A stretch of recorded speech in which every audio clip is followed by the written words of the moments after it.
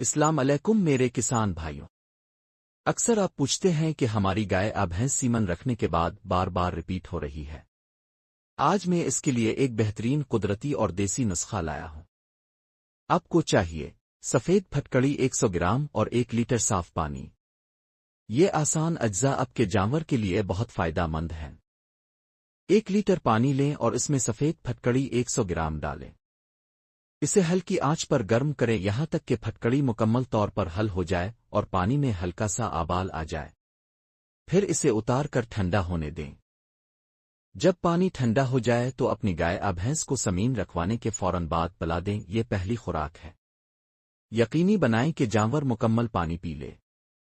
دوسری خوراک 8 دن بعد دیں اور تیسری خوراک 1 ماہ بعد۔ اس شیڈول سے بہترین نتائج حاصل ہوتے ہیں اور ریپیٹ کا مسئلہ کم ہو جاتا ہے۔ اس نسخے کے ساتھ جانور کو منرل مکسچر، اچھا وانڈ اور متوازن خوراک دیں۔ وقت پر صاف پانی فراہم کریں اور جانور کو پرسکون رکھیں تاکہ وہ سٹریس میں نہ آئے۔